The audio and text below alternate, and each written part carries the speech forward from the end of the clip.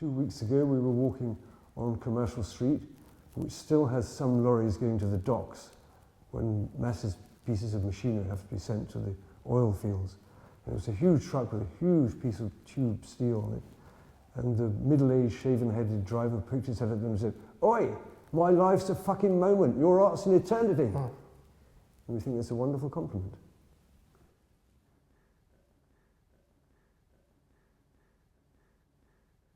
Even when we were baby artists, you could walk the length and breadth of London and ask every single person who passed to name a living artist.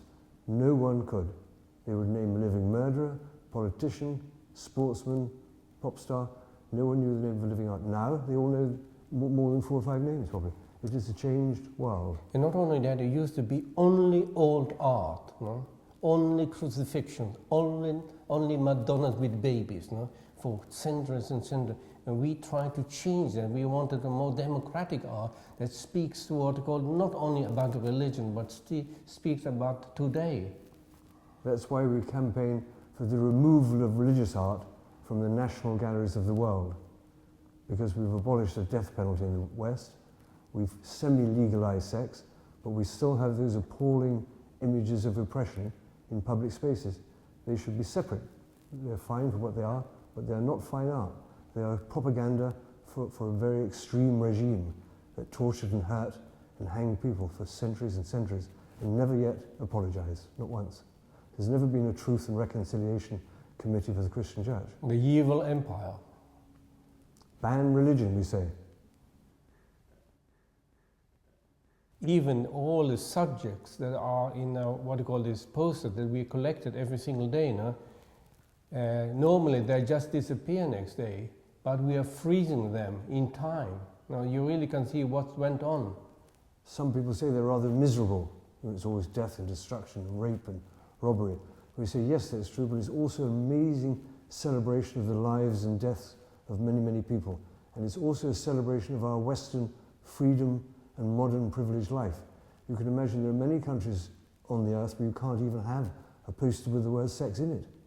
We have posters with accused and arrested. We don't have any with executed or hanged.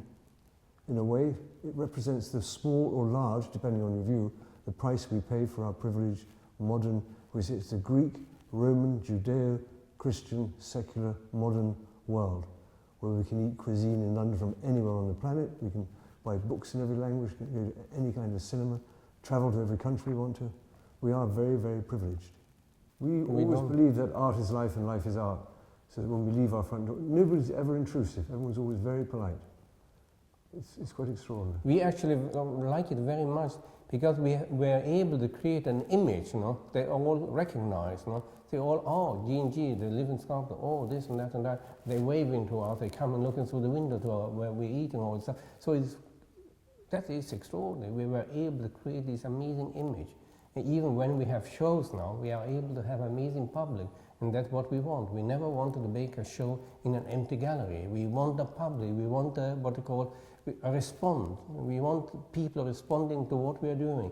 We wanted our pictures to work, you know. We want the image, they have to talk about, a feeling about it. It doesn't matter exactly what they feel, but it has to be an exchange of thoughts.